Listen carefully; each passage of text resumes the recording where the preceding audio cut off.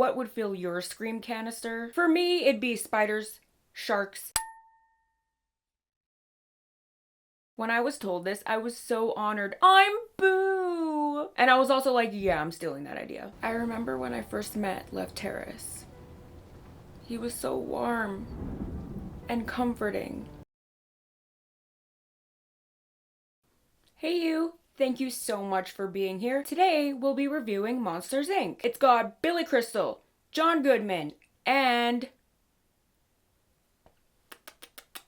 Steve Buscemi. We open with a failed scare simulation at Monsters, Inc. The simulation instructor is talking to the new recruits, telling them the worst mistake that any employee could make, leaving the door open. For a human child could just walk right into their world, and there's nothing more deadly or toxic. Can I just take a second and say that I love my friggin' pigtails? I think they're so cute! When's the last time you put your hair in pigtails? Put your hair in pigtails! Monstropolis runs on screams. Without screams, there would be no power. Monstropolis is also currently in a scream shortage. Monsters, Inc. offers clean, dependable energy, trying harder and harder to meet the city's quotas as kids are getting harder and harder to scare. They scare because they care. James P. Sullivan, or Sully, played by Goodman, is a large, hairy, scary, but super modest and kind monster, and top scare star at Monsters, Inc. His good buddy and roommate, Mike Wazowski, played by Crystal, is a funny, outgoing, small, round, green monster, and Sully's assistant on the scare floor. He's lacking a little bit of self-awareness, but hey, who isn't?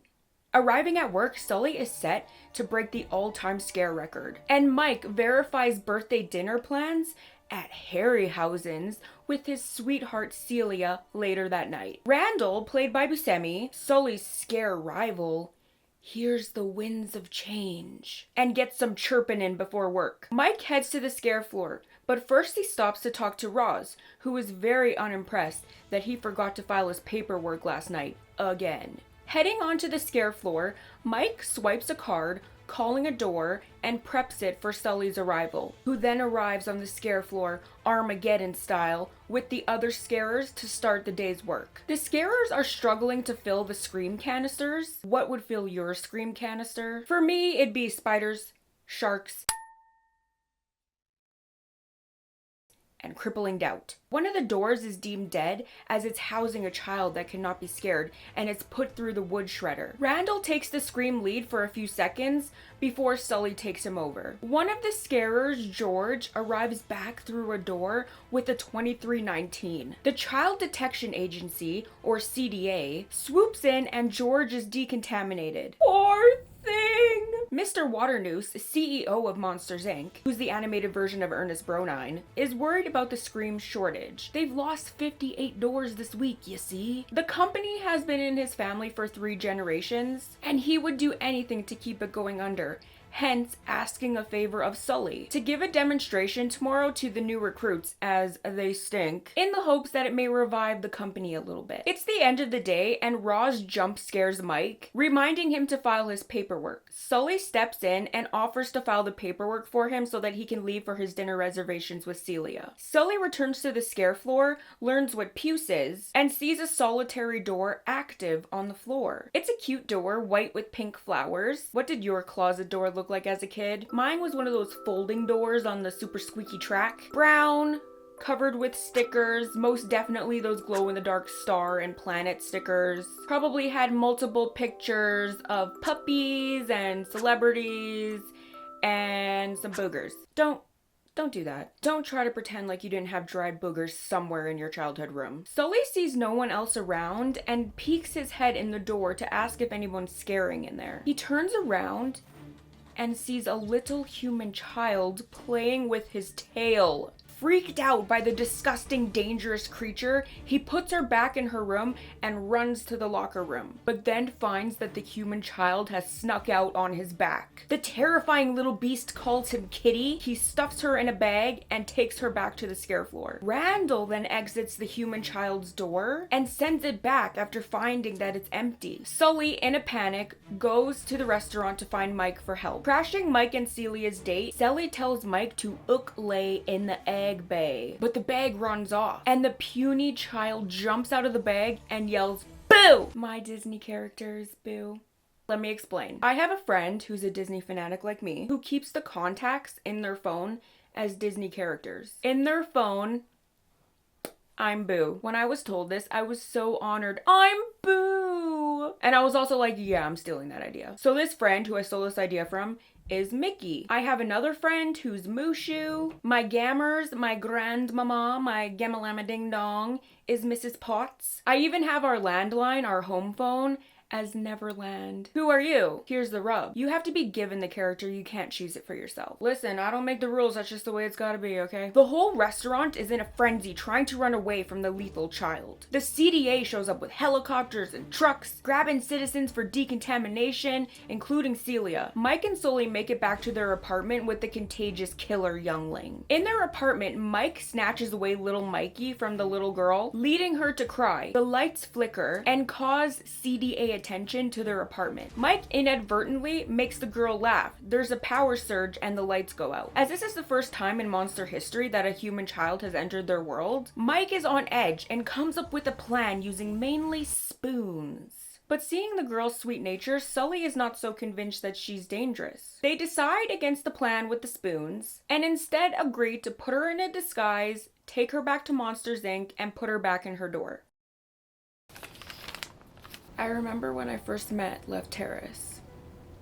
He was so warm and comforting. He was always there to cover me when I needed him the most. He was very generous in that way. Never one to shy away from a hard job. He stuck it out even when things got challenging. He often joked that he had the worst smelling job but wouldn't dream of doing anything else. He said he knew he was meant for it. Through mud, snow, and rain, he would show up. He was strong. I could always count on him to be there. And now that he's gone, I fear, in fact, I know I will never find another as tough, as homey, and as toasty as he. Right, Cheetah? I'm so sorry for your loss. You two were truly a perfect pair.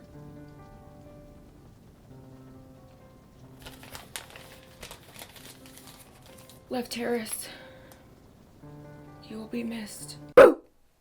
Welcome back. Did you know that May 9th is Lost Sock Memorial Day? Arriving at Monsters Inc., Mike is worried about being banished. The CDA is in full swing, and Mr. Waternoose reminds Sully to come by for the demonstration after learning about bringing an obscure relative to work day. Mike goes to see Roz to try to get the key for the girl's door, while Sully plays hide and seek with her. Mike and Sully overhear a heated Randall talk about trying to find the girl and says something mysterious about a machine. Mike activates a random door on the scream floor. Realizing this, Sully says this isn't Boo's door. Mike is critical of Sully for naming Boo for fear that he may be getting too attached. After we get a taste of the musical Put That Thing Back From Where It Came From More So Help Me, I would 110% go and see that. Boo sneaks away. Sully runs to find her, and Celia approaches Mike angrily over her ruined birthday dinner. Overhearing this, Randall figures out that Mike was at the restaurant where the girl was seen. Randall violently pins Mike up against the wall, telling him that he'll have the child's door at his station while everyone is off to lunch. Mike and Sully take Boo back to the door, but Sully is skeptical. To try and prove that nothing is amiss, Mike goes into her room but then is kidnapped by Randall. Sully and Boo follow them into a hidden area of the factory. See that Mike has been placed in a scary looking machine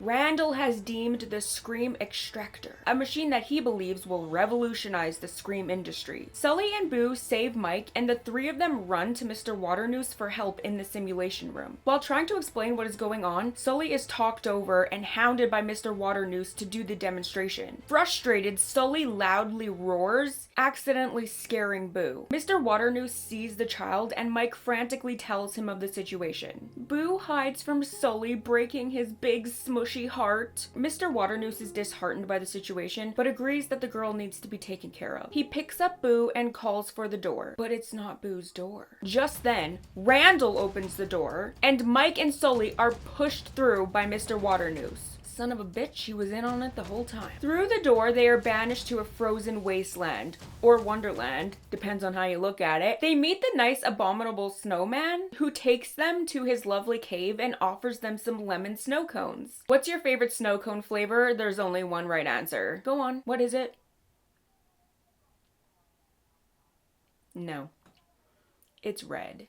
Mike is furious with Sully for getting them banished, but Sully is still fixated on how he scared Boo. Mike is really hurt feeling that Sully is not listening to him and wondering if he even matters to him. Upon learning that there's a village at the bottom of the mountain, Sully leaves Mike to go and save Boo. Sully arrives back at Monsters Inc. and saves Boo from the machine and grabs her door key on the way out. Sully and Randall have a little tumble, and Mike shows up and saves Sully. Running from Randall and Mr. Waternoose, they hitch a ride on a door to the back room, housing a massive amount of doors, to try and send Boo home. Sully tells Mike to make Boo laugh, realizing that her laughter causes power, and a large number of doors activate. Insert a really cool chase scene through a bunch of doors. They trap Randall in what looks like a Florida door and destroy it. They find Boo's door and try to make her laugh, but I guess Mike's shtick is getting old, and they can't get it to activate. Boo's door is called,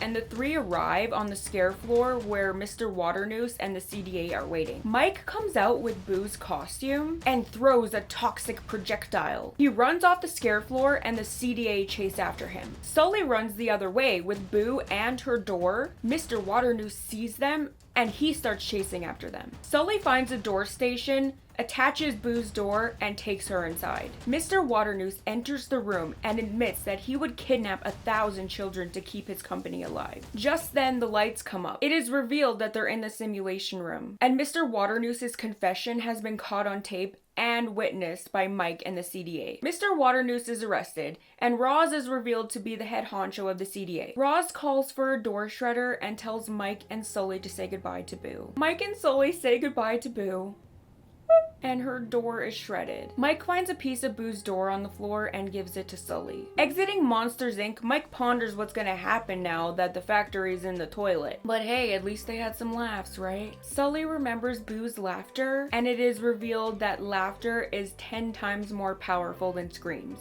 Mike is working as a laughter gatherer power dude, while Sully is now CEO. But while everything around him is going great, he deeply misses Boo. As a surprise, Mike, the true blue friend that he is, has put together Boo's door for Sully, and Sully... Today's credit shoutout is color timer Terry Claiborne. Well, I love this movie. It's got everything. Laughs, cries, Steve Buscemi. It's written so beautifully. Character arcs, great. Visual design, amazing. It makes you feel. Honestly, it's almost the perfect... You know what? No, I'm gonna say it. It's a perfect movie. And I'll give it puce paperwork out of a lost sock. And as toasty as he. And as toasty as he. And as toasty as he.